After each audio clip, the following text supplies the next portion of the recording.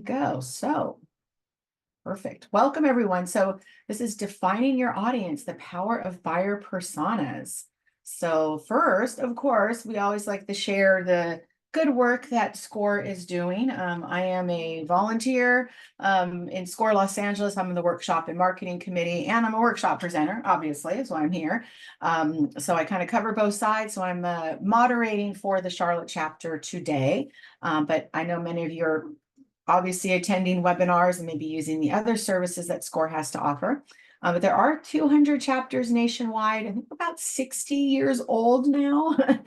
Started out as a service corps of retired executives, if anybody wondering what that acronym stands for. But because the 10,000 plus volunteers are now both active and retired entrepreneurs and executives, I kind of don't really use that acronym because it used to be solely retired executives. So lots of great work going on. Our mission is just to make sure that we're helping businesses succeed at any step of the way. So whether you're just starting, have an idea and want to get started in business, you're kind of already there, wanting to scale your business, figure everything out, we're here every step of the way. Even if you're ready to sell your business at some point, sure you can find help with that. So in addition to these workshops, webinars, definitely take advantage of the mentors at no cost in just about any discipline. Only thing they can't provide is free legal advice or free direct financial advice, but pretty much anything else you need in business or probably is a mentor for that. So lots of great free resources on all of the websites. These are just some examples of classes you'll find in each chapter, or now they're kind of working in districts, what they're calling districts, where you might have a couple of local chapters grouped together, sharing content now. So it's kind of changing a little bit. So you'll see districts rather than chapters. But you have obviously starting your own business, you'll find how to create a business plan, financing your business, obviously marketing as well. So lots of great topics. You can check out all of the websites if you want to visit all of them, or score.org. There's on-demand content as well as live webinars. And definitely check out the websites. This is just one screenshot of the national site, but you'll find the mentors, the workshops, and they'll load per location. So just pay attention to where they're located when you log in there. So lots of great free stuff on there.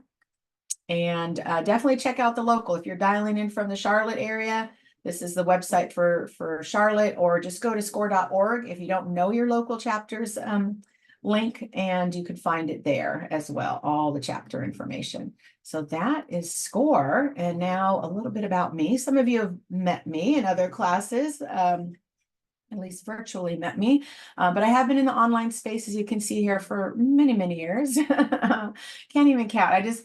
I was just realizing I felt really old. Last week was my birthday, and I was talking to somebody about an affiliate program, and I said, I ran an affiliate program 24 years ago. So that's how long affiliate programs have been around. But I've been in the wine industry 20 years, started out in the technology and then eventually marketing side. So I usually have at least winery in my coaching or done for you portfolio. I do work in the business to consumer and business to business space here. And I do teach for chapters all across SCORE, probably a dozen or so SCORE chapters, as well as SCORE National, and other trade groups and private organizations and that ask me to speak. Currently president, past president of NAWBO Los Angeles. That's the National Association of Women Business Owners. And actually, since we're in Charlotte, we have 50 chapters nationwide, and just yesterday, SCORE or NAWBO Charlotte won chapter of the year. So if you're in the Charlotte area and a women business owner, great chapter to join in Charlotte. But that's me. So we're going to continue on here and talk about business. So this is important, right? Did you know 50% of small businesses do not have a documented marketing plan? Some even don't have a business plan, right? Overall business plan, which usually includes a little bit of marketing in that plan as well. So definitely 30% more likely to experience growth in those without. So definitely important to have an overall plan. This is a spin-off. Today's class is a spin-off of my Marketing Plan 101 class. So we don't cover the entire plan. We're just talking about what I think is the most important part of the marketing plan is buyer personas. Let's see. Is there a webinar for creating a marketing plan for a nonprofit? Good question, Christina. Yes. And you can find a recent recording on Score National. I just taught it on the 30th, last Thursday. It is up out on there, and you can watch the replay, or I can always send it to you as well. So just let me know if you want that. Actually, what I'll do is I'll include it on the assets page. So you have that link when you get it to the class. All right, purple hair people, yay. And thank you for the happy belated birthday. Oh, hey, Doug, Button Willow, always remember that, racetrack. All right, perfect. So we got a good group of people here ready to go and talk about buyer personas. So you get to share a little bit too, since I shared about me. So in the chat, not in the Q&A, but in the chat, put in there in one chat message, what does your business do? Okay, who does your business help? Who are your ideal customers? Because that's what we're going to talk about today. And then are you business to business, business to consumer, or both? Or maybe even B2G. I always leave that off, business to government. But yeah, just put that in the chat. I'd like to know who's in the room, what kind of businesses we have. And also feel free. We have, what's our number? We have 86 business owners in the room. Feel free to network. You never know if you have customers in the room. You have collaborators, so feel free, share your LinkedIn profile, your website address. I shop on the chat as well. So share, network, take advantage of the opportunity to get in front of customers.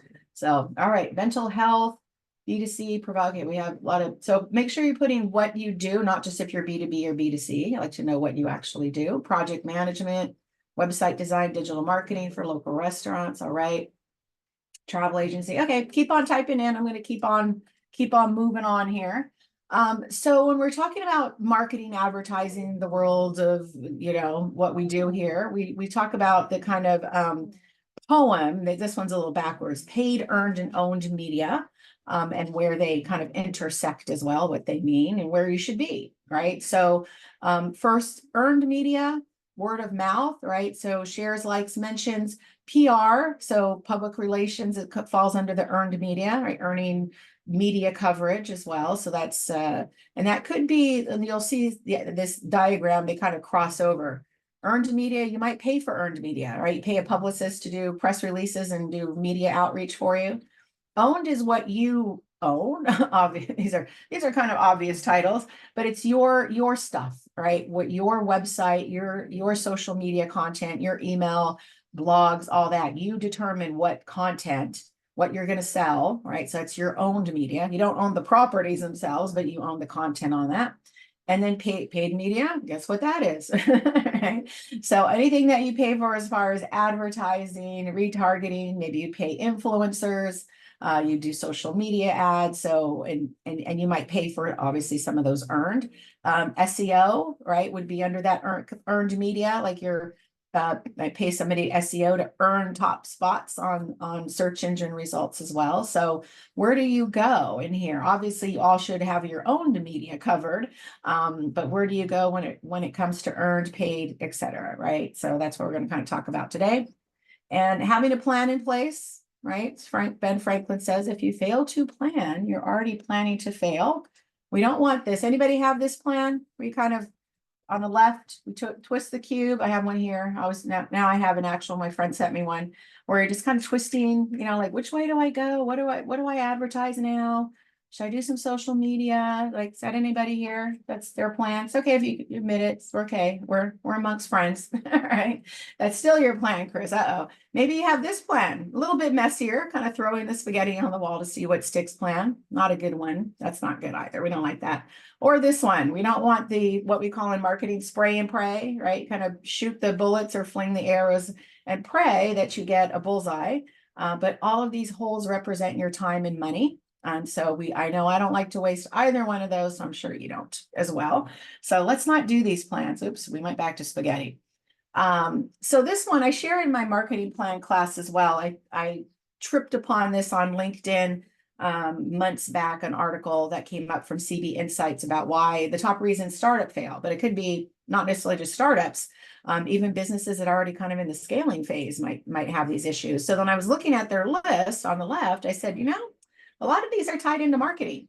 So I broke it down for you. So first one, ran out of cash, failed to raise new capital. Did you have a plan in place before you started spending that cash? Right? Very important to have a business plan, a marketing plan. No market need. Definitely involve some market research. Is there a need out there? Is there a desire for your product or service? First, that's definitely marketing 101, right? Got out competed. Again, also a marketing plan. Did you do any competitor research? Who's out there in the marketplace that's doing what you're doing? And are they doing it better? Right? Flawed business model, right? Again, did you have a business plan in place at all? Regulatory legal challenges that could fall under marketing, right? It's legal challenges or regulatory changes happen for some of your industries, not being prepared for them if it's going to affect or change the way you do business or how you market to your customers. So definitely important to stay on top of all of that. Pricing cost issues. Pricing strategy is like the 4 Ps, one of the 4 Ps of marketing basics, right? Is pricing. Not having the right team. Do you have the right people for marketing, right? Are they strategists or are they kind of the executors, right? So that can definitely, and overall in your company. I hear a lot of people like, oh, I'll just have my 17-year-old daughter handle my Instagram account because she knows how to do great reels. That's not the right team, right? Having a good HR person or an accountant is just as important. You want to make your marketing just as important as those. So having your teenager do it because, hey, they know how to do it and they're maybe free or a low fee to pay them to do it, but it's not a good strategy to do that. Okay, so you want to have the right team. Mistimed product definitely involves market research. Right, a poor product. This is one place marketing cannot overcome a bad product. We can market it to start, but if it is a poor product, poor service, right, you can't overcome that. You got to fix that, right? Nobody's going to buy it if it's a bad product. Disharmony among team and investors definitely can lead to poor marketing strategy if you're all not on the same page and walking the same walk, right? A pivot gone bad. So we did a lot of pivoting in 2020, right, and COVID. But that goes back to market research. Sometimes pivots, you might pivot in the wrong direction, right? We don't want to do that. Burned out, lack of passion, trying to do everything yourself. You got the wrong people. That could be a lot of things, but marketing is part of that. So let's see, can I look at so you'll get the slides on here. MG, I have on there. So all the slides and the recording, everything will come to you. So if you miss anything, you'll definitely see it later. So this is from my marketing strategy or marketing plan 101 class. Some of you see it. I usually have it in all of my classes. It's kind of, give you an overall if you haven't set up a marketing plan. Usually some of you have met me in step 5, the channels, my social media class, my LinkedIn, my email marketing. Marketing plan 101 covers all of this except step 5. Today, like I said, it's just a breakout is step 2. The most important part of your marketing plan is knowing who your audience is, who's your ideal audience. Because if you don't, none of the rest of this plan won't matter. Your SWOT analysis will be wrong. The competitor analysis will be wrong. Your messaging, branding, your story, everything will be wrong if you're not set on your ideal customer. So that's what we're talking about today. So the rest of this is from my marketing plan 101 class, but I just show it to you. So it's important if you haven't set up a marketing plan, whether you look at mine and do my plan or do it with SCORE or wherever you do it, make sure setting goals, right? Definitely looking at the buyer personas, which you're going to do today. Doing that SWOT analysis, doing competitor research, and what is your unique selling proposition to your ideal customers? What does your branding and messaging, visuals, your story look like? And is it speaking to your ideal customers? What is your plan? Do you have a plan in place to get this all done? Who's going to do it? What tools you're going to need, budget, etc. And knowing how to look under the hood. You need to know, is any of this working, right? We need to change anything? We need to optimize, change, pivot, hopefully in the right direction. So definitely checking out all of these before you move any further, right? Yes, there is a recording of the marketing plan. I will include it on the assets page that you're going to get. I think either I'll send it or SCORE, Charlotte will send it to you. You'll have this recording slides and I'll include the marketing plan in that as well. Let's see. All right. So definitely, again, network. Some of you are networking in the room, share your LinkedIn profiles and all that fun stuff. So I never know who's in the room, right? So who is your customer? All right. Everyone is not your customer. As Seth Godin said, I'd say one of the true marketing gurus out there. He's written quite a few books out there, but are you fishing in an ocean? Or are you fishing in a pond when it comes to your customers? I hear a lot, I can help everybody, right? I could say that too, right? With marketing, I could help all of you in the room. Let's see, what number are we up to now here?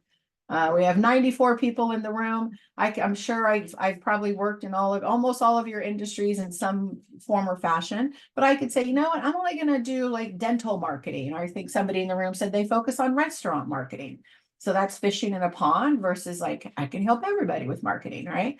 Or there could be, you could break it down into like, well, I help businesses that are, under 100 employees, or there's some other niche that you might do. So is there a way that you can niche it down? So, because sometimes when you say you can help everybody, you might be helping nobody, because then you can't target it down to the right people. So don't want to be doing that. Oops, sorry, my mouse is way too sensitive there. So first thing we're going to talk about is brand archetypes versus buyer personas. So I know this is a buyer personas class, but I'm going to throw in sideways brand archetypes. And so what's the difference if you don't know, right? So buyer persona is just, as it says here, semi-fictional representation of your ideal customers based on real data, if you have customers already, and then market research that you do. So they have a human face, a name, biographical information, behaviors, all of that, right? So it shows them kind of as a real person. We're going to go over all those steps. But brand archetypes are a little different. They're human character traits that accurately reflect your brand, right? So there are 12 brand archetypes. We're going to go over those first. And as we go through them, hopefully you'll start feeling out like which brand archetype your brand relates to. And these help you relate to your customers, right? All big brands have gone through this exercise of brand archetypes. And as I'll show you examples, you're like, aha, okay, I get it. When you see big brands and how they market themselves based on their archetype, right? So why do you need a brand archetype? What is that about? So they're, say, like characters in the stories, it says here, there are 12 common ones. They represent a set of values, attitudes, behaviors. They appeal to different aspects of human experience. Why should you use them? Right? They do help you connect emotionally with your audience because you're speaking right to them. As this, say, the caregiver archetype will focus on nurturing protection, appealing to consumers who value support and compassion. Well, as we go through each one, you'll understand this. How businesses use them, right? So you first identify with the archetype that aligns. Some of you will say, well, I kind of maybe two of them, but generally you're going to have one float to the top. Okay. They do provide consistency, they guide their tone of voice, your visual style, your over communication style, strategy as well, right? Helps you build that strong, recognizable brand. It will differentiate yourself from other competitors out there in the space. So say a rebel brand can stand out in a conservative market.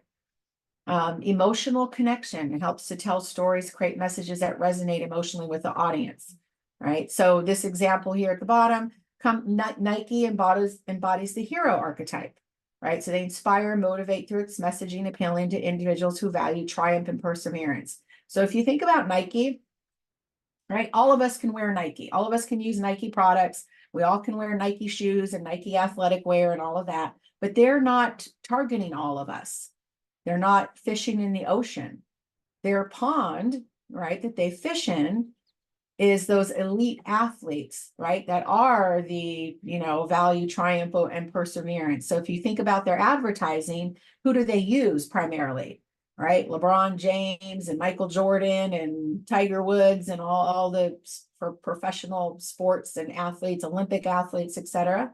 So they're trying to appeal to that audience versus like the everyday, everyman audience, right? Harley Davidson embodies the outlaw archetype. They're appealing to the rebellious freedom lovers, if you think about them, right? Open road, freedom, leave us alone, right? Don't tread on me. All right, so here are the 12. Okay, I'm going to show you each one individually. You'll see some, what they embody, and then you can kind of start feeling out, where you fall into, which archetype you fall into. Let's see. Here we go to see if there's any questions. All right, guys are just is gamers disposable? Yeah, exactly. People with money. How does that sound? No. So okay, so these are the 12. We'll go over each one. So the outlaw, right? So rules are made to be broken, disruptive, rebellious, combative, right? So they're outlaws, a harbinger of change. They're rebels with a cause.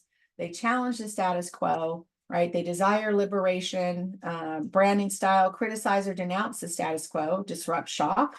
So their ideal industries for this would be body art, so tattoos, automobile, alternative clothing. So if you see from these brands, right, Virgin, Harley Davidson, Doc Martens, MTV, is MTV still a thing? I don't know. Used to be, or maybe more so. I don't know now. Seem to stop playing music and start doing teen moms more than music. So how do you appeal to them? If this is you, if this is what your brand embodies, how do you appeal to them? So you first must prove you see the world as the outlaw does. Authority, conformity, and the mainstream are common enemies, right? They challenge societal norms and everyday habits in their marketing. So think about these ads if you see them for Virgin, Harley, Diesel, Doc Martens, etc. Right? Next one, the creator. So this is where marketing folks, we fall under creator, art and design, information technology. So champion of imagination, self-expression, driven by the need to build exceptional, enduring creations, right? We value design and aesthetics. So if you think Adobe, Apple, Lego, Pinterest, who does Apple appeal to mostly? Right? Creative types, art, graphic designers, marketing, the music creators, right? So this audience is not a big fan of traditional advertising, mediocre products or existing features. We're willing to pay a premium. I would like to pay less that inspire creativity and help them express themselves the best, right? So to appeal to a creator type, you must celebrate the creative process and inspire self-expression, right? So what was that? I don't know if Apple's, even though I'm an Apple person, I don't know if they use think differently, so they know this is their archetype and how to appeal to people that want to think differently. It could be imagined, it could be created, right? Hopefully we'll start making sense as we go through all of these. They need to bring back earphone jacks. Yeah, I know. Well, without the ear pods, right? So the magician, right? It can happen. Mystical, informed, reassuring.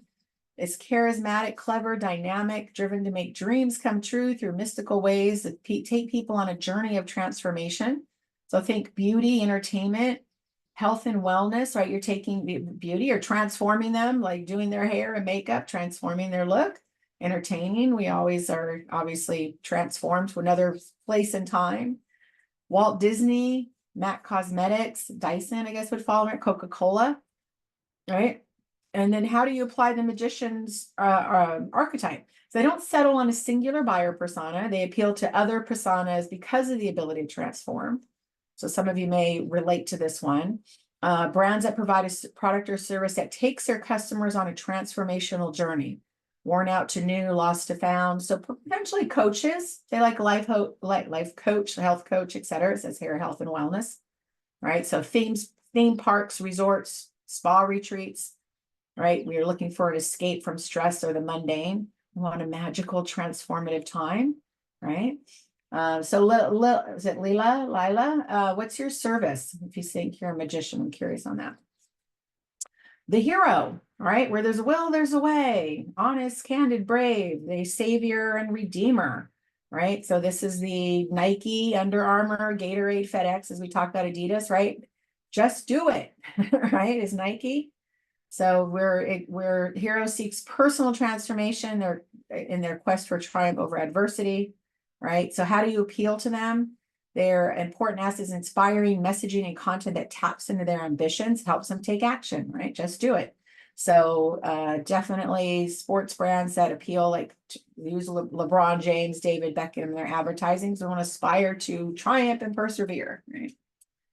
All right. And we'll share the chat file too. I see a bunch of you are sharing your LinkedIn profile, so definitely feel free to network. And we'll share the chat. So I think the chat will be in the, the transcript. So you'll be able to click all the links and connect later as well. The lover archetype, right? I only have eyes for you. They have an affection for beautiful, penchant for blissful experience, right? Fragrance, cosmetics, wine, luxury food, and travel.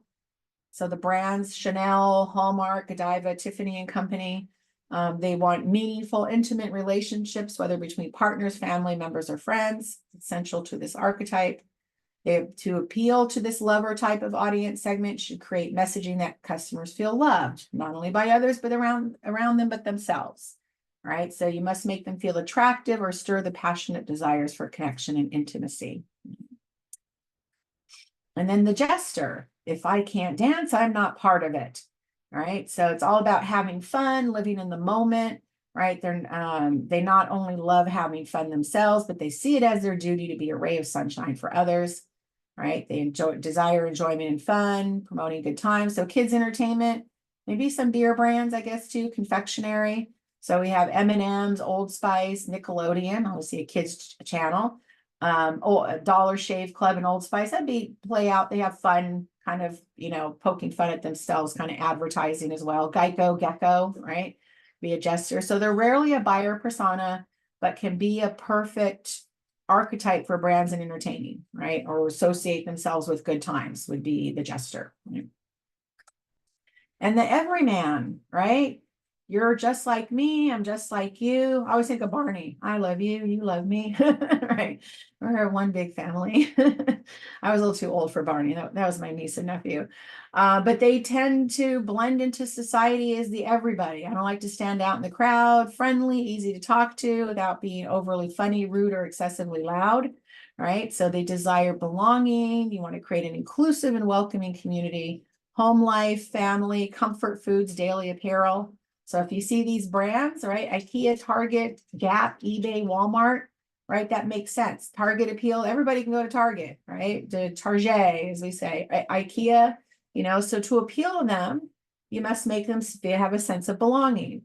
Brands that revolve around everyday activities might use this, right, to say it's okay to be normal, or maybe boring, if we want to say boring, but at least normal. We don't want to have elite positioning. We're better than you kind of stuff is a turnoff. Must be friendly, down to earth to appeal to this type of audience. Right. And there is an opposite to this one. We'll show that in a minute. Right. So these brands adopting a cost leadership strategy can be highly rewarding. So again, think of those brands and then you can go, okay, that makes sense that they are an everyman archetype. Right. And then the caregiver, that might a lot of you might fall under that, right? So caregiver is selfless personality driven by desire to protect and care for others, especially those in need, right? So healthcare, education, hospitals, nonprofits definitely fall under that. World Wildlife Foundation, UNICEF, Pampers as well.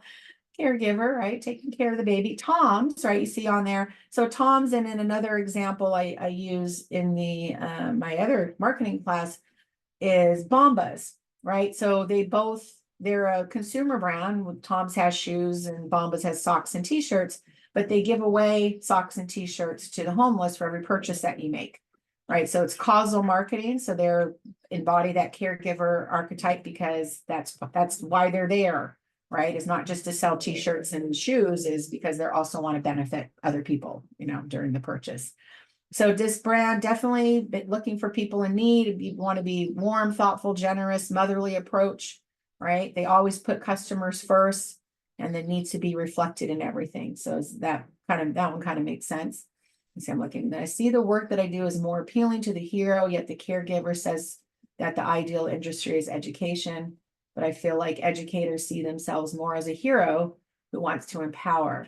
Yeah, it's kind of an interesting take on it, Delia. Yeah, I would say that too. I mean, probably not really the caregiver archetype, or the hero, rather, it is the caregiver. The hero, I can get it, but it would probably resonate on the top with caregiver, right? The ruler, opposite of the everyman, right? Desires control above all else, dominant personality, authoritative in their communication and actions, possess a sense of intimidation. Their goal is prosperity and success, trickling down to those loyal to his rule. Confident, responsible, control of their lives, right? They desire freedom and liberation like the others. They demonstrate dominance and leadership in that branding style. So finance, high-end luxury products and services and hotels, formal wealth. So you could see here, Rolex, Louis Vuitton, Mercedes-Benz, American Express, right? So you must reaffirm their sense of power, control, and respect. They want to feel a sense of superiority and be part of an exclusive club. Totally opposite of the everyman that doesn't want that at all, right? So if you're in this high-end luxury space, finance, etc., this would be who you're looking for, right? And then Marie asked, can my brand be more than one archetype? Generally, you're going to fall under one main archetype, just as I explained about hero and caregiver. So it depends on the business. So if Marie, want to put in the chat what your business is, I can kind of see if I can help with that. Yes. Do you maybe have service providers as examples for archetypes as well? I think I'm not sure. If you want to put the question or what you're looking for in the chat, because I'm not sure what that means. The innocent, right? So looking for life is simple and simplicity is elegant, right? So safety and an upbeat personality, optimistic outlook. They crave safety, but ultimately want themselves and everyone else to be happy. They're honest, pure, have no ill will towards anybody. They don't hold grudges, right? They desire that safety, positivity, feel good messaging, promote wholesome values. So if you see Dove, Aveeno, right? Ivory, Whole Foods. I haven't heard of Biosense. How to appeal to them. To appeal to them, you must earn their trust with straightforward, honest, and most importantly, positive communication. Negative or guilt-based communication is a complete turnoff. So obviously skincare, beauty, natural organic products. They need to associate your brand with safety and will feel a connection with their inner beauty is recognized. Excuse me. So that's interesting. One sec. The sage, right? The truth will set you free. The sage is a seeker of truth, knowledge, wisdom. Their drive comes from desire to understand the world and to share the understanding with others, lifelong learners. They also desire that freedom and liberation, celebrate that lifelong learning. So media networks, news networks, universities, research foundations, Google, Mayo Clinic, the Smithsonian, right? To appeal to them, you must pay homage to their intelligence as you communicate. Higher level vocabulary. This isn't a time to dumb things down, right? They expect factual, well-researched information, right? Should be watertight to avoid challenges. So hopefully that one makes sense. I don't know if anybody falls under that. So we are a small distributor of raw material for the rubber industry. Oh, that's a good one. That could, yeah, I'm trying to think what that would fall under. I mean, you're more of a B2B service provider of a product. Well, it could be, I'm trying to think it falls under, obviously they have to have trust in your product.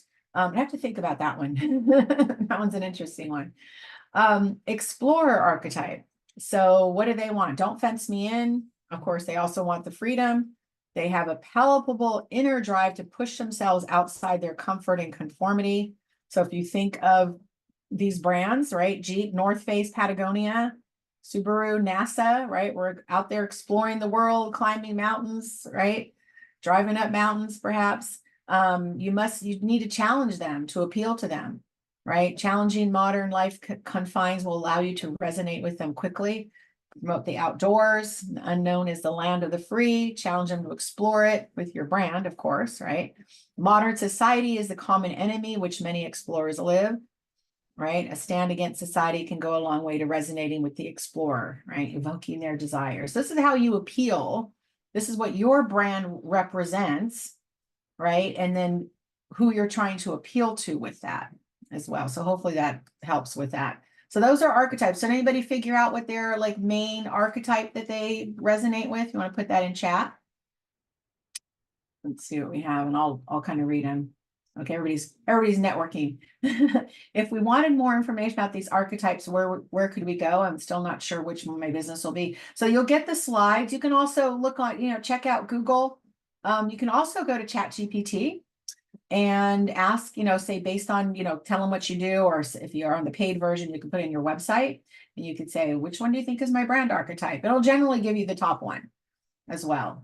Caretaker, I think in a bit, the explorer, sage seems okay, this is for the niche.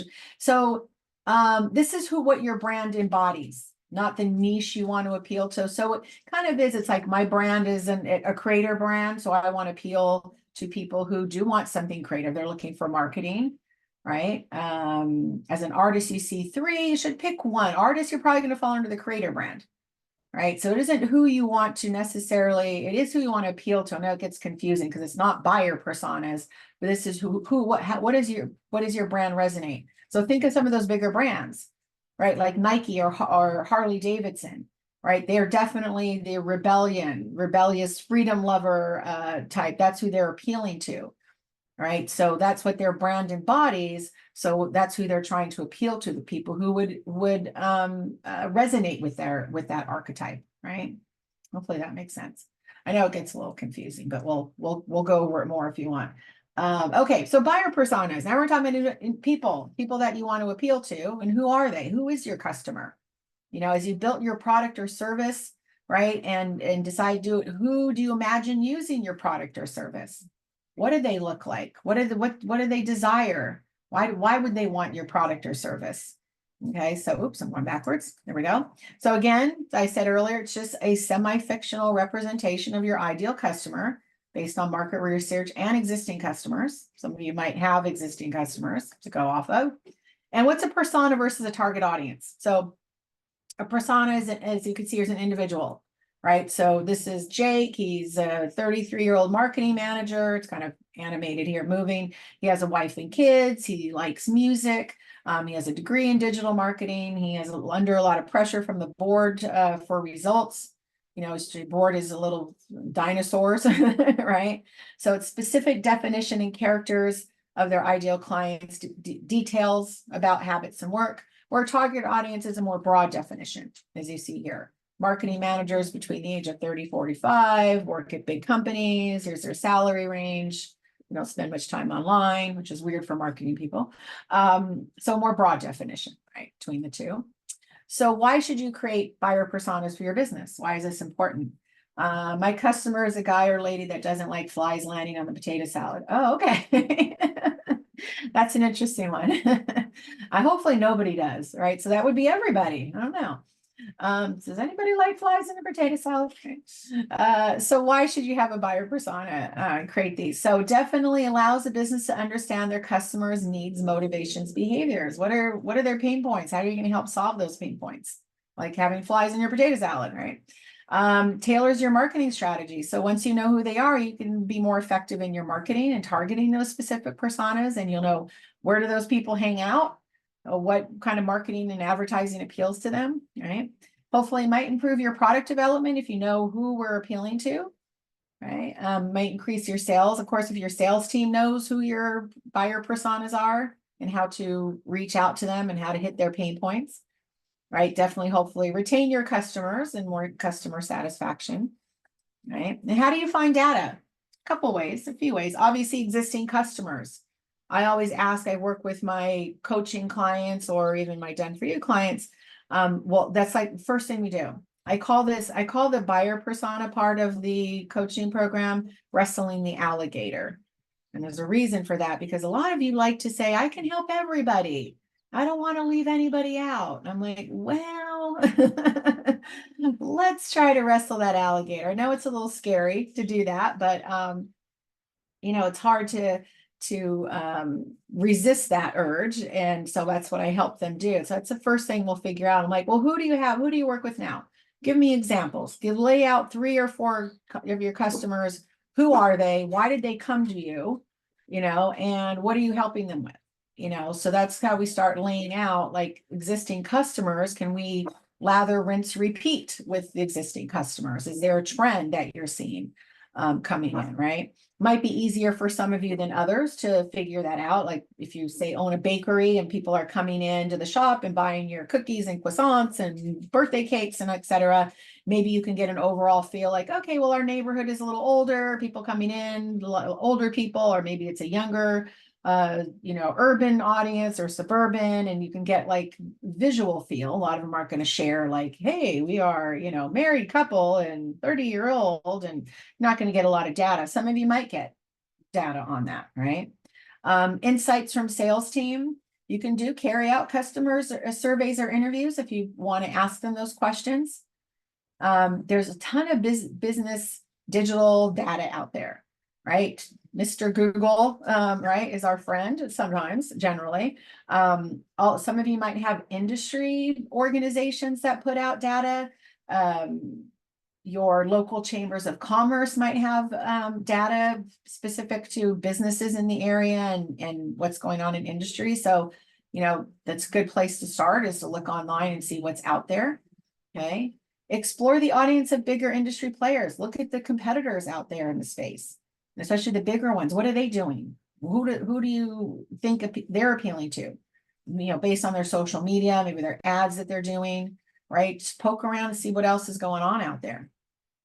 Look at your social media insights. You can see, what the demographics are, like who's visiting your Facebook page, what their interests are, etc.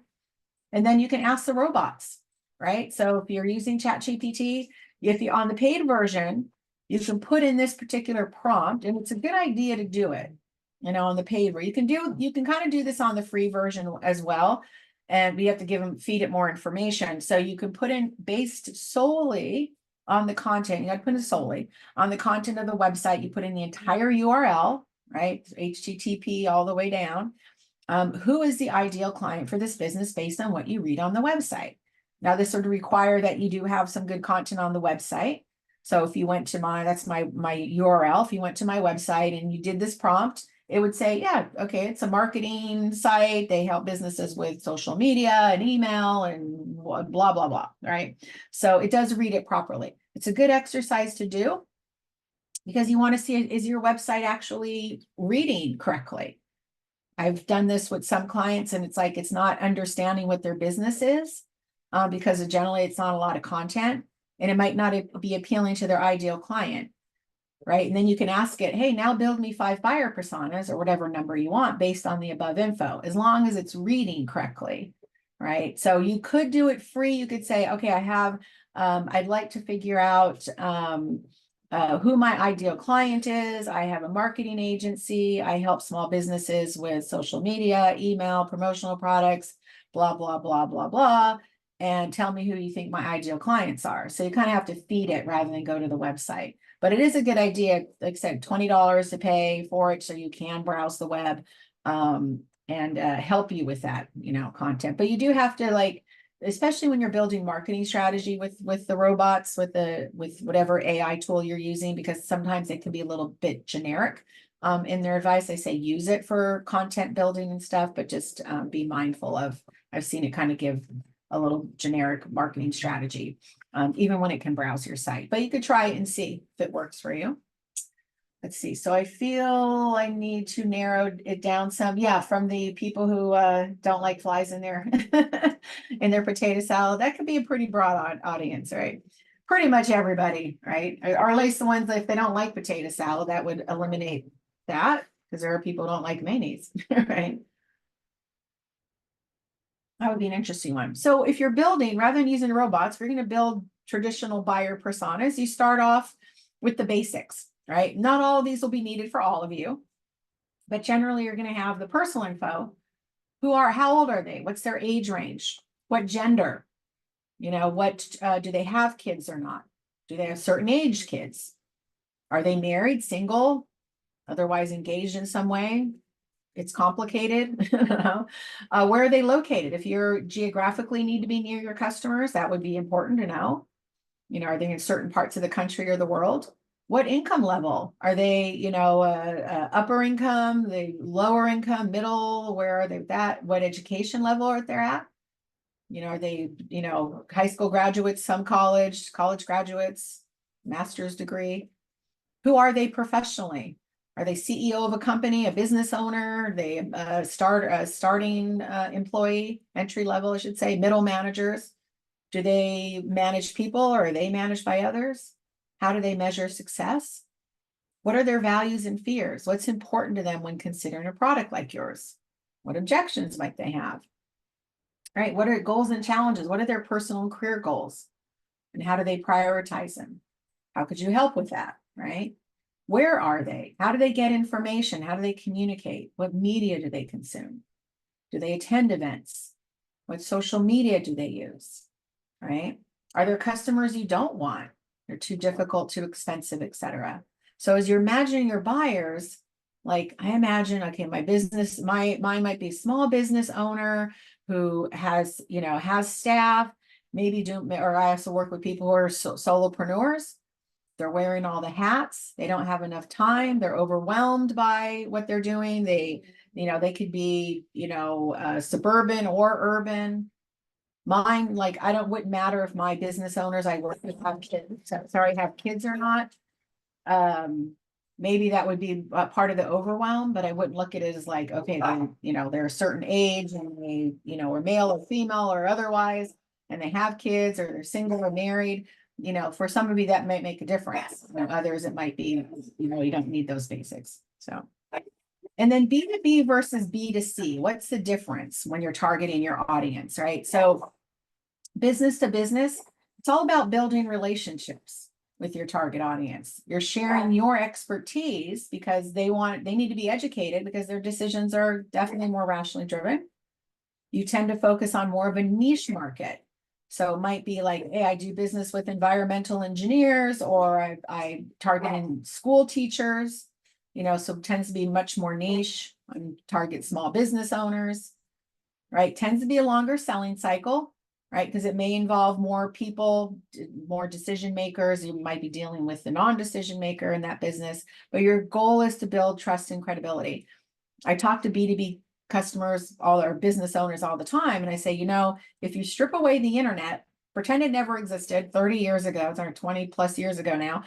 And you had to do business like your parents or grandparents did, right? They had to go make phone calls, pound the pavement, go door to door, right? Door-to-door salesman, talk to business owners, still should do that, right? You go out and network and build those relationships. Now we can do it online. We can do it digitally as well as in person, but it still was about relationship building, getting out in front of them and introducing yourself, right? On the B2C side, right, it's about building brand awareness across the market, right? Focusing on triggering quick emotions and get them right to that purchase. You tend to focus on a larger scale. Not everybody doesn't like flies in a potato salad, right? But just, larger scale than the niche, like the environmental engineers or school teachers, right? Tends to be a much shorter selling cycle because we usually, if it's just us making a decision, we're like, yes, I want that drink right now. Yes, I'm going to buy that product or service. May involve, some family members as well in the decision, but generally individually. So your main goal is creating impulse and urge to buy with that branding and messaging. Okay, so much different. And so just a little bit more B2C personas, you're looking at goals, their demographics, what their personality traits are, what or who influences them, what are their fears and objections, what do they do online, and what's their brand loyalty. I'm going to show you some samples of what buyer personas look like when you build them out, so you can kind of get a feel for that. On the B2B side, some similar things, but different when it relates to their business. What are deal breakers in business? What drives and motivates them in business? What or who influences in business? What's their buying process? What obstacles might be in the way? How do they want to be engaged? Right? So timing, day-to-day work life, what does that look like? So a little bit different on B2B. So here's some examples of some personas. So this would be for an animal shelter or rescue group, and they would have potentially a few different buyer personas, right? Like, why do they need buyer personas, right? They're an animal shelter, but they need to market because they have animals for adoption, cats and dogs generally. This would be more for dogs. This dogs definitely are, your different types of breeds require different probably types of people, right? So here's just one particular one for a rescue group. We have Bachelor Bryce. He's so this would be he's age, he's single, about 30 to 50. He lives relatively close to the animal shelter. Single, successful, generally happy in life, but a bit lonely. He's active, has a good job, feels something's missing. You might want to adopt a dog, but his goals are to find companionship, but also stay fit and healthy. What are his challenges? Love dog barking here. Loves animals, but isn't sure if pet ownership is for him. doesn't know where to begin on the dog selection process, right? So there's a lot of different types of dogs. So how can the shelter help? How can they market to somebody like that, Should Rice? So they can provide information on pet ownership, assist with the matchmaking, right? Want to make sure that they have, especially for an active lifestyle, probably more working breed, active breed, not usually snoring, but now barking pugs that are under my desk. It's like the air blows and they're barking. So, but so yeah, they're going to have different personas based on different types of dogs, right? Might be a young family, or an older couple. They're not going to want the same dog perhaps as they get, or if they're going to market cats. Usually they kind of market those by color, right? Long hair, short hair, tabbies, black, white, etc. So that's just one example for a shelter. Here's one a little bit more detailed than that one. So this is for a coffee shop located in San Francisco. This is Sarah's student, so obviously it must be near a school. A lot of information. She's a college student, part-time worker, full-time student, interior design, 20, single, household income about 30,000, super conscious about what she spends her money on. Online behavior, she loves Facebook. She's active on Twitter, Instagram, Pinterest. Loves looking for coupons and deals. What is she looking for? What are her pain points?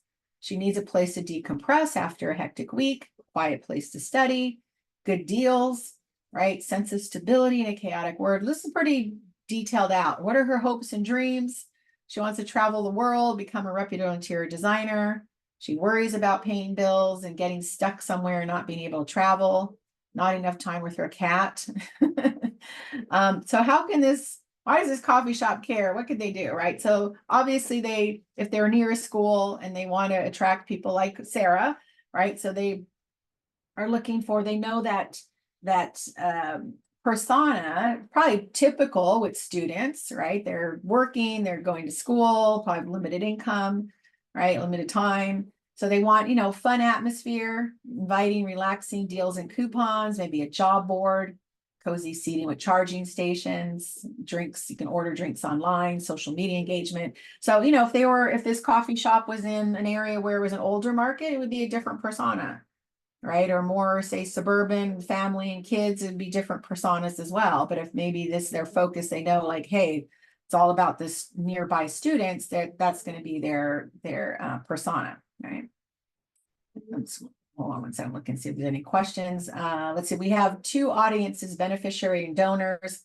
They are not the same persona. Is it appropriate, normal for a nonprofit to have? Yeah, definitely, Christina. Good question for nonprofits. Yeah, you have the people donating money and then the actual people or cause, whatever the beneficiary of the cause is.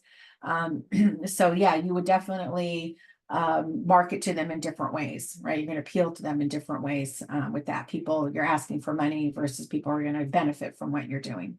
So that would be, you'd build two different personas and you'd have two different marketing messages, right? Let's see if there's any, are there any massage therapists? Are there any authors in here? Somebody's looking around, networking around. I like that. Are there any people interested in small movie role? Okay. You guys can check. So check the chat if that you guys fall under that. Keep on networking here. Okay, so that's Sarah. Here's one. Let's go to B2B. All right, the other side. So here's Selena. She's a 35-year-old Houstonian, CEO and founder of a startup. She's a project management firm, and she's looking for project management help, which is kind of interesting. Obviously, she needs to be project managed.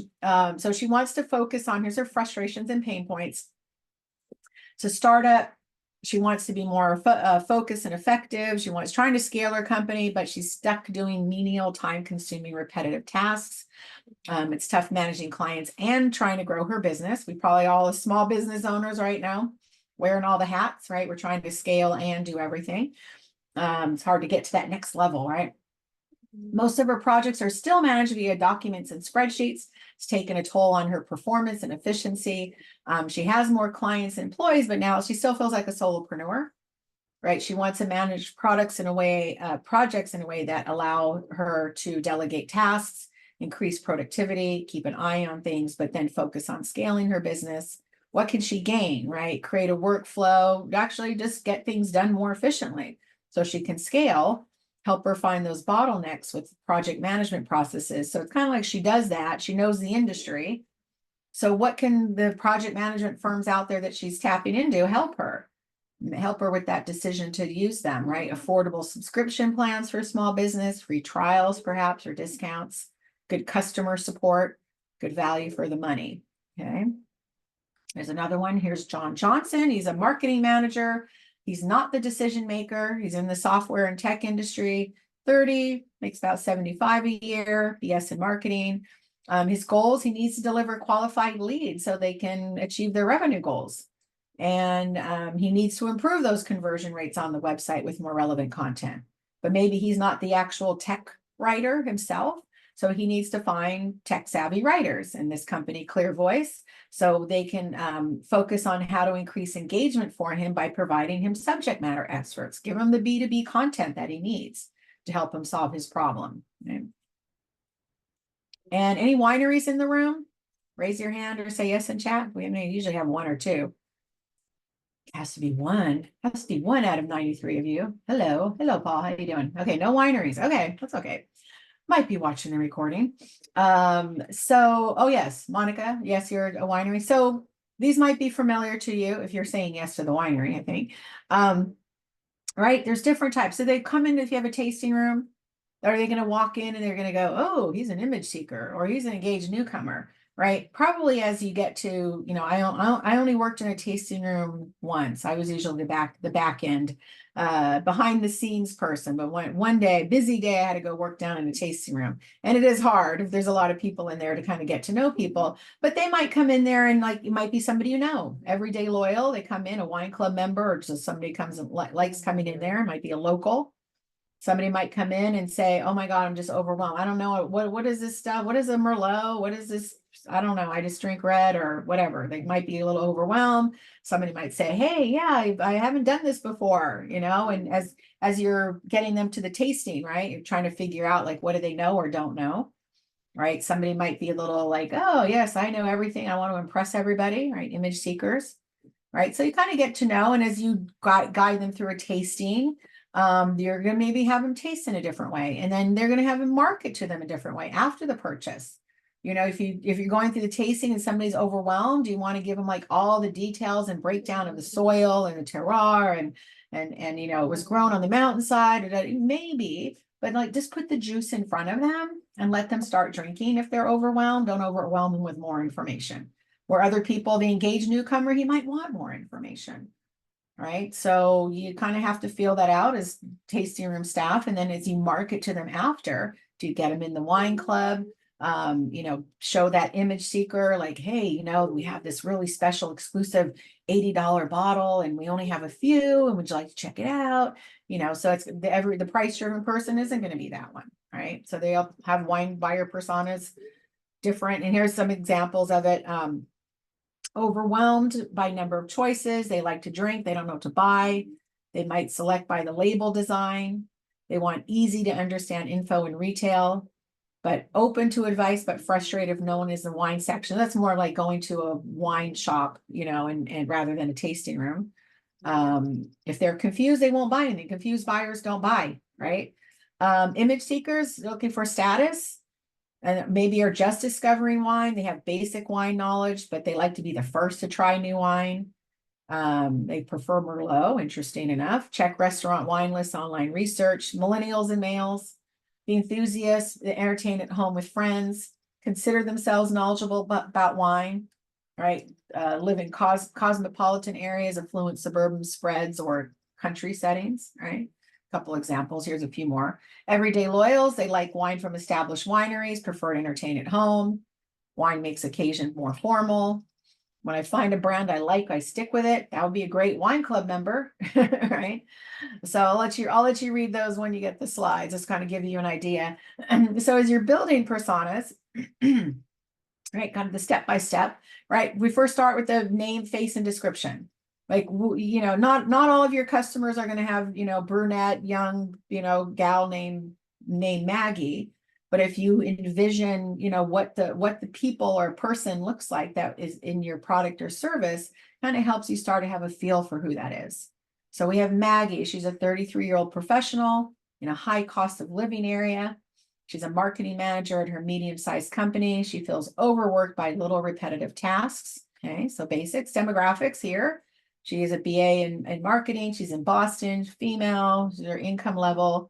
She has a husband and child. She's not the decision maker in her company, right? What's her mindset? What are her goals?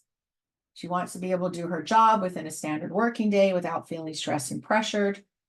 She's inundated with small repetitive tasks. Sounds familiar, like Selena. She can't keep up with her duties. She works extra hours for free. She's overworked, stressed, misses time with her family. What solutions does she expect? Her needs are not complex. She wants a way to simplify, right? Communication with other people and a tool to automate some basic tasks. Why wouldn't this customer use your service? She would love a tool, but she can't make the purchasing decisions and she has to justify the cost to her boss, right? So you have to get to the next level of decision maker. Before and after, right? What does this customer have right now? Right? Stressed out, repetitive work, no time to be creative. How can you make her life easier? Easier days with time to be creative if your tool or service helps with that. What is she feeling? Tired, anxious, rushed? Where do we want her to be? What's the transformation that you can take her through? Get her to the relaxed ambition and ambitious to do better. What is her day like right now that's not working for her? Early start, work through lunch, work past 5. Her transformation, home in time for dinner, not thinking about work in the evening. What is the customer status? She's questioning her career, browsing job sites, but her transformation, her after, happy with job and seeking ways to advance in her role. Okay. What's the customer journey? Right. So taking them on a journey, we all start in like the buyer's journey, right? We start with the awareness. We need something, right? We need a product or service. We're bogged down with repetitive tasks. She isn't even sure what could help her make this faster, since these tasks aren't her expertise. So now she's considering, maybe she's going to be looking around for options. She knows she has many tasks that be automated. Software exists. She needs to make sure the automated work is error-free, fits in the company's process. She's undecided if she'll pay for a solution out of her own pocket, but she's considering it. And then when she gets to the decision-making process, oh, sorry about that, come back. Let's try to move all the chat stuff out of the way here. It's in my view. So described the customer status in this phase. She's decided she wants a tool to automate the task. She knows what it should do, but she needs to find out what she can sell it to her bosses. So this is where she said she'll purchase it on her own, but it has to be affordable. So this is where you can help her, kind of like, how do you help her sell it to the boss? Make it easier and that they would appreciate it. Like, can you show them numbers like, hey, this will increase productivity, which will then save the company money, right? I always tell people with B2B, if you're going to a company and you want them to buy your product or service, that you need to show them how you are going to make them money, save them money, or save them time, right? What are those propositions when it comes to you? You have to pay you for your product or service, but in the long run, it's going to help increase productivity, that's a cost savings. There are numbers out there. You have to come to them armed with that knowledge. So they know, and sometimes they don't think beyond that. They just think like, oh, you want to charge me $1,000 for your service? It's out of my pocket, but maybe it's going to save them $10,000 in productivity down the line, right? They have to come to them with that proposition, right? Triggers, right? So what are their internal and external triggers? What are their dreams and desires? To work a creative job, lets her explore and connect with people. What's too hard, too expensive, or time consuming? No time to improve herself. Her daily tasks take too long. Just going to read a few of these. What do they avoid? What do they seek? She avoids taking more responsibility. She seeks to push work on other people. She's already overworked, so she's trying not to take on more work. What do they secretly wish was true? She wishes her boss would retire quickly so someone younger can take over. Will they pay for her productivity tools? All right, so I'll just let you read the other ones on the slides. External, what tasks are they assigned by authority figures? Basic tasks that could be automated or given to somebody with less experience. All right, what immediate roadblocks do they have to clear? Bosses who value hard work over tools and don't understand digital marketing, which could happen. What features, tools, or systems do they complain about? A lack of tools and tools that aren't designed for her type of work. So I'm just going to give you a couple of those. Language. What phrases, cliches, slang, patterns of language does this customer use, right? So when you're thinking about your buyer personas, and there might be a couple, somebody, she's technically a millennial. She's still a millennial. She uses modern language with heavy internet influences, but does not type abbreviations. So she's not using the LOLs or whatever. She speaks briefly because she's so busy. She relates to parenting analogies. She's losing touch with the newest pop culture due to her age and schedule. Oh, she's so old, right? But yeah, you have to kind of think too. Your age range is older. You're not going to come at them with the latest internet slang, right? If they're seniors or Gen X, millennials, we all kind of use some similar things, but we all have different slang and terms that we use. We might use the internet terms differently. So making sure that especially if you have, say, a younger marketing person and they use the terms that you, but you have an older audience, and so you have to make sure you know who your audience is and you're appealing to them, not necessarily who you are, right? Not the market. So understanding that. And then communities. What online or offline communities does a customer attend? So she has little time for outside. Oops, I'm keep going backwards. Just move these chat things are always in the way. She has little time for outside communities because her job is so taxing. She subscribes to some LinkedIn groups around these subjects of PR, social media, etc. She would like to meet more people or take some courses that would teach her how to build processes and systems. Once a year, her boss sends her to a marketing conference that isn't suited for digital marketing. It's mostly real estate. She thinks it's a waste of time. So we don't want that kind of community. Right. So other included. So Maggie wants to find balance. She wants a career, but also wants to be a mom. Right. So that's kind of her pain points. Like, how could this say project management or time management tools, productivity tools help her? And also because you have to sell. I mean, probably was already sold her, but how do you sell to her boss? How do you give them that? How do you encourage them to ask for it? And how do you ask for that? So let me just go through and answer a couple questions. Okay, let's see. Make sure I'm reading the questions. Okay, here. Would it be more efficient to utilize different media platforms to embody two business archetypes for cases where you have funders and clients of differing buyer personas, like LinkedIn, the ruler, and Facebook, the caregiver? Interesting. Alex, I don't know what you do, but I don't know if you'd necessarily be, those are so different, the ruler and caregiver, right? Because the ruler, if you remember it, they're kind of like, it's all about them and authority and dominance. Caregiver is so much the opposite. So I don't know if you're just giving just random two examples or not, but it wouldn't really be, I would have to know what your business is. If you're going to share that. Oh, random examples. Okay. Yeah, that in that case. So not necessarily, maybe let's say you should have your personas, right? And it wouldn't necessarily do one thing on LinkedIn and another. So let's say, giving you an example. So I have a coaching client and he's a sound healer, sound therapist, he calls himself, the sound baths and things like that. And he does it privately for customers through studios, but he also is focused on corporate wellness. So his buyer personas might be different. Archetypes would be the same, an archetype, right? Probably caregiver that could fall under. But his personas could be different, right? So if he's focusing on like somebody like me, I just want to bring in a sound healer, I want to go to a studio and go through a sound bath, versus me as a business owner, and I have employees, and I want to help de-stress my employees, make them more productive by being more relaxed. So you would target me differently on LinkedIn as a business buyer persona versus me as an individual consumer. So, but his archetype wouldn't be the same. He's still a caregiver either way, right? So hopefully that explains that. If not, let me know. But good questions. Okay, so next question, maybe I missed this. How do you find the archetypes and personas?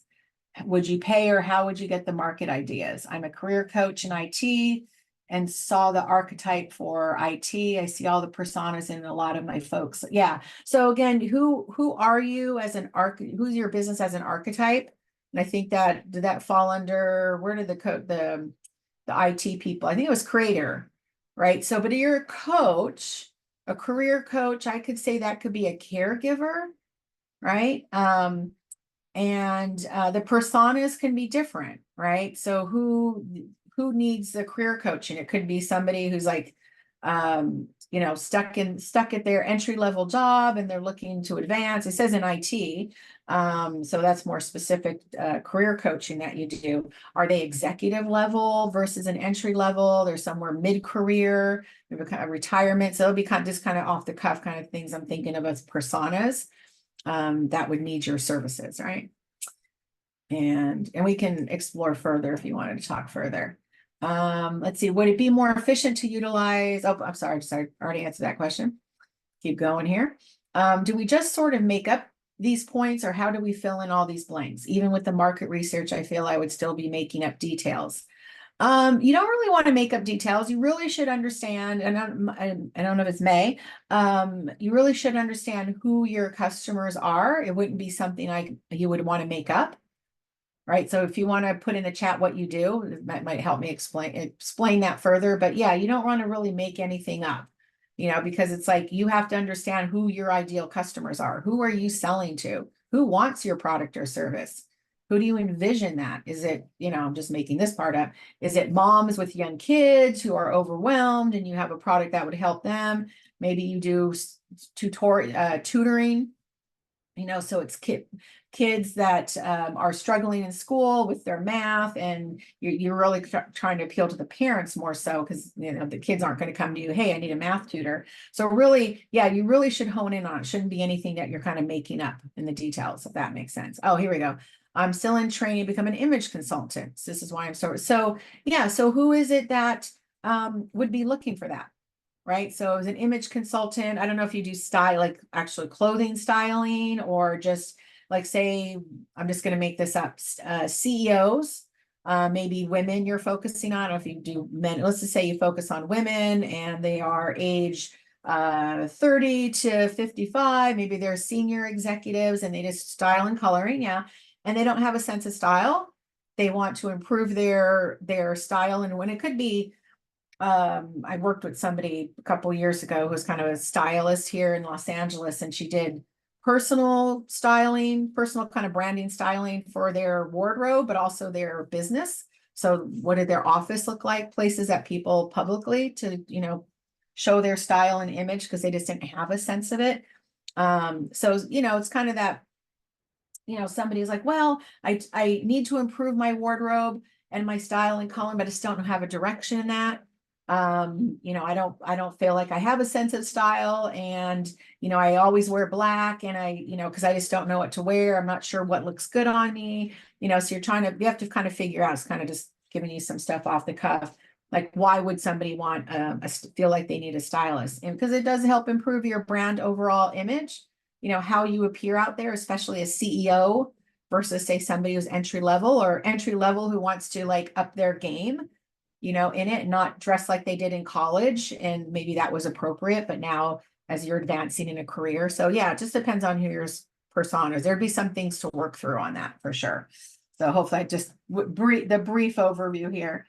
The brief wrestling of the alligator, as they call it. Let's see, Doug. So that's all you have so far. Doug, Button Willow, and people who don't like flies in their potato salad, right? Let's see, is it important for the customer to be identified prior to creating a business plan, or should both a business and marketing plan be developed together?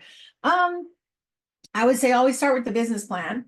Sometimes the marketing plan's included in that, or it's a separate entity altogether, but they kind of all encompassing, right? So you need to know first market research, whatever product or service, is there an interest out there for that? What's the competitive landscape out there for that? Right? Are there a lot of competitors? Is there room for somebody else? Just because somebody else did it doesn't mean that you can't. But if you're saying going to open up a hamburger restaurant, and there's McDonald's and Burger Kings and In-N-Outs and all of that all around you, might be a little tricky. You're going to open up a local coffee shop, but there's Starbucks down the street. That might, definitely looking around and going, I don't know if I should open a coffee shop 2 blocks from a Starbucks, right? That might be hard to get people to come over to your shop. So yeah, really kind of all together. mean, you should definitely know who your customers are first. And I would say the first thing, if you're just saying, I have this great idea, whatever it is, a product or a service, do some research first. Does it already exist out there? Is it something totally unique? Or if there's other people doing it, which a lot of us have many competitors, is there something you're doing different? Is there no competitors in your local space? Can you compete out there? I don't have it in this class, unique selling proposition, but you're looking at like, what you can do compared to what the competitor, what the customer wants versus if your competitor is doing it better. You don't want to be in a very competitive space, and you just want to make sure, is there a need for something out there? Or are you competing against free? I had talked to somebody as an example. We had a strategy session. She was going to do I forgot what the education thing was, but some classes around a certain subject. And I said, well, just off the top, I know there's a lot of free content out there around that. So you're competing against free. So is there a need? Would people pay for this? Is there a way to wrap it in some way that we get, hey, yeah, there's a lot of free content, but it's better that you pay for it. So she was going to go into a really competitive landscape. So I would say doing that first, say, is there a market need for this particular product or service? And if it already exists out there, who's doing it and how can you differentiate yourself? Right. So, I mean, I know there's another marketing person in the room, like there's a million marketing people out there, right? I'm sure you guys as business owners, like, okay, who do we go to? Right. What makes us different? It could be the services that we offer, our skill set, maybe go off of pricing, but generally, like, where does your business need to be and what services do they offer, and how are they different than the other competitors out there? So hopefully that makes sense, but definitely an overall business plan should be kind of first. And especially like, is there a need and who's doing it already? Right. Let me see if there's any other questions before I go. Using a wine club as an example, the personas could be very different. Local customers who want to place a visit, out of state. Definitely. Yeah, definitely with your wine clubs, you're going to have wine club members, you're going to have different buyer personas. You're absolutely right. The kind of the everyday or the locals, what was the one? Your everyday loyal customers, your price driven ones that might, say, hey, you get discounted wines. Maybe you have a wine club that is more exclusive. They get the limited release wines that there's only a few cases of, and you only get it if you're in the wine club, or the higher price one. So you're definitely you obviously build wine clubs around those different types of, say, personas or buyers, so that definitely makes sense. So let me keep on going. Great question so far. So do your assets speak to your personas, right? So first thing is figuring out who your personas are. And then do they speak to that? Does your website speak to those personas? Right. So I've done this a lot with, there's like I think it was last month. It's like 1 week, 2 or 3 of my coaching clients, we had to kind of reimagine, as I call it, reimagine their websites to better appeal to their ideal clients. Sometimes we build our websites and we kind of overthink them, over navigate them. And then it's like, we think, oh, okay, this is what's going to appeal to them. Tell them this is what we do. This is who I am. And these are my services. But you kind of make it more confusing. Or like my sound healing client who was going to focus more on corporate wellness, we changed the website to focus more on that and less on the kind of the personal, like, hey, this is sound healing. This is what it is. Like, how can it help you as a business owner? Right. So, because we're appealing to business owners, CEOs, or human resources in companies that are offering company benefits, we had to say what's in it for them rather than just say, hey, let me just explain, hey, sound healing's cool, you should do it. Here are the benefits of it for a company as opposed to like individuals. Of course it does help the individual, but we're trying to make it appeal to the customers, right? As your social media, once you know your buyer personas, then you can target. And some of you do have multiple buyer personas. Anybody here in the senior market, like their product or service is solely for seniors, not like, hey, everybody can use it, including seniors. Anybody, put it in chat or raise your hand what you do. So say you're like a Medicare advisor or home care worker. So their primary is going to be like 60, 65 plus. Anybody have a product or service that is in the senior market, 50 plus? Senior travel. Okay. Yes. Could be one. So I'm specifically asking for that because, so say for example, so I usually have one.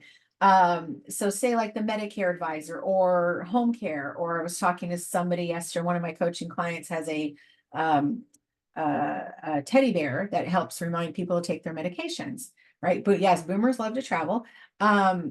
So their primary use of that service is going to be the 60, 65 plus, right? So that's one persona.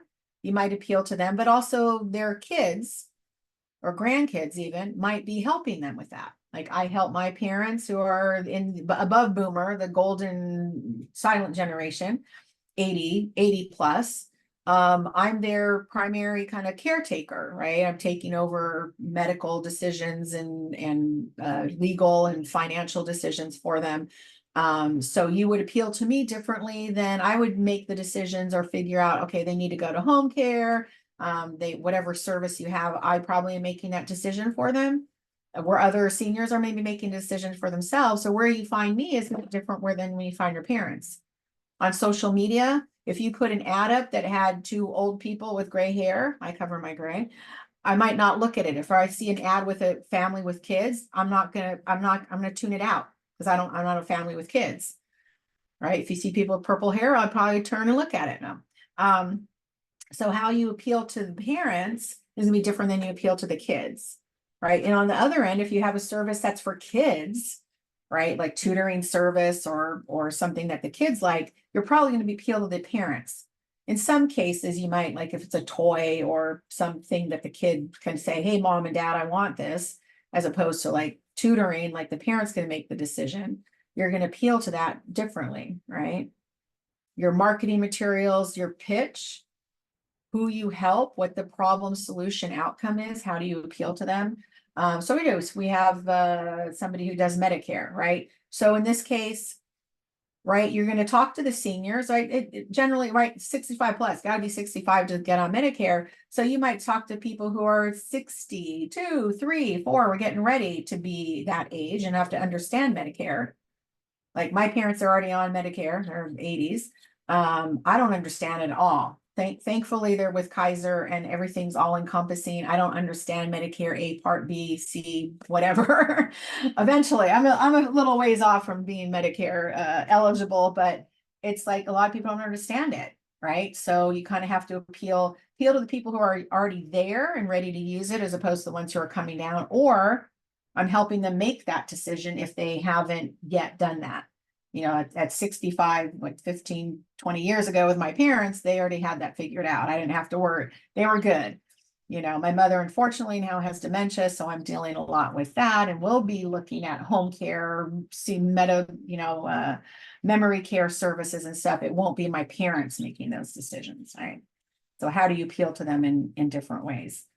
So get to the hand raise. So it's kind of like buyer personas. This is in my marketing plan. This is a good little exercise for you to do to appeal to your ideal clients, to get them to that hand raise. So it's a little exercise. I'm gonna give you two and work, but I'll give you the history of what this means, get to the hand raise.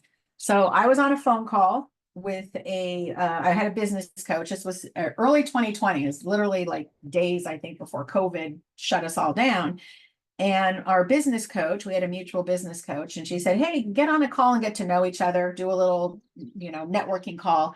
I didn't know this person that she got on the call. I didn't know what she did. She just hooked us up and said, "Do a phone call." And we had our pitch, our elevator pitch. And so we said it to each other. And again, we're on the phone, we're not on Zoom, so she couldn't physically see me. And she told me what she did. She gave me her pitch, her hand raise message. And I told her, I go, my hand literally shot in the air. I'm like, yes, you are talking to me. That is me. Here's my credit card. Sign me up. I think she did like time management skill coaching, I think was her thing. The only reason I didn't wind up signing up after I rose my hand was COVID hit like days later. And it was like time management was out the window. But I remember that. Like, what is it she said that was like she appealed to me, and I literally shot my hand in the air. Sign me up, right? So how can you talk about your product or service that will get to that hand raise, whether the person in front of you is your customer or somebody they know, like, oh, I know somebody, right? So I'm going to give you an example, two examples. Okay, I'm going to give you an A and B. I'm going to say my hand raise message. One of them is the real one. And you can pay, I want you to listen to both of them and then put A or B in the chat and tell me why you chose A or B. Okay, so listen to both and then put it in the chat and then we'll almost be done. Okay, so A. Okay, so just pretend we're meeting at a mixer and I stand up and I introduce myself or talk to you. And this is what I say. So this is A. So, hi, I'm Patty with Golden State Marketing, and I help business owners with marketing such as social media, email marketing, PR, promotional products, and website development. Okay, that's A. This is B. It's like, hi, I'm Patty with Golden State Marketing. I am hired by busy business owners who wear so many hats. Their marketing tends to get on the back burner, but all they really want is strategic, focused marketing that actually grows their business. So A or B, and why, which one you chose? Why did you choose A or B? What was it that made that difference to raise your hand? Okay, solving a problem. That's good. It's clear. Describes me, right? Speaks to my needs. Clients pay exactly, right? The first one is just giving you a laundry list of like, I do marketing, I do social media, email, and you're like, okay, I know I need marketing. One of those, all of those. The other one's like, I'm talking about you, not about me. You're a busy business owner, probably wearing all the hats. Your marketing's not getting done consistently, and you just want marketing that works. Like most of the clients I work with, they don't, they know they need marketing. It's not getting done for some reason. They don't care as long as I don't do anything illegal or over their budget. It's like, just get it done. To fly an airplane with a banner or put up a billboard or put up some social media posts, as long as it gets done, right?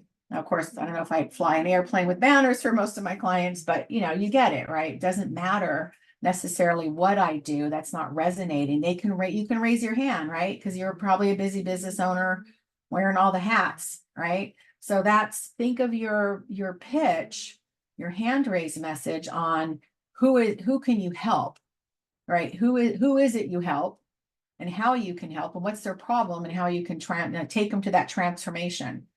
This is who you are now, kind of like the gal, forgot her name already, the marketing manager gal that's she's like, her problem is she's spending too much time at work that doesn't have enough time to get things done, and she needs to be more productive, but she has to convince her boss to get some software, right? So the problem solving is like just to free up her time. Right? She doesn't care what tool it is, as long as the tool works, and maybe her boss will pay for it. But her goal is to get to the time where she's spending time with her family and not working overtime, right? So definitely. So hopefully that makes sense with the hand raise. Come up with your messaging around that, work on that. And I'll include I'm going to give you the marketing plan 101 recording. And you'll have the marketing plan worksheets, and you can work on that item as well, getting to your hand raise message. So with that, do you know who your customers are? You have to figure that out, and you know where to find them. Once you know who they are, you should be able to know where to find them, right? And do you know how to tell them how you can help them, right? So most importantly, it's like, who are they? Who are these people that want your product or service? And how do you tell them what you do and how you're going to help them, right? I know we all juggle too much already. So if you want to talk further with me about your buyer personas or brand archetypes or any of your marketing, you're all welcome to schedule a strategy session with me. You can go to this QR code or callwithpatty.com and schedule that. I'm just going to look real quick to see if there are any last questions. We're just a few minutes over. So let's see. What about an artist who has no particular niche? I do pet portraits, landscape, custom mailboxes. I do woodworking, shadow box, anything my customers ask for, I will try to make. Yeah, I mean, you're right. You're kind of all over the place. Custom mailboxes. I mean, definitely homeowners, pet portraits. You can definitely target pet owners, of course, right?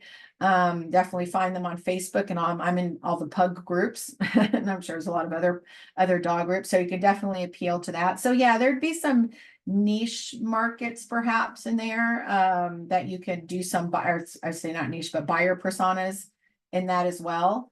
The woodworking shadow box, it is a little harder because it could appeal across the board, right? But say I'm just picking out the two that are kind of a little bit more obvious. Like I live in an apartment, so I wouldn't need a custom mailbox.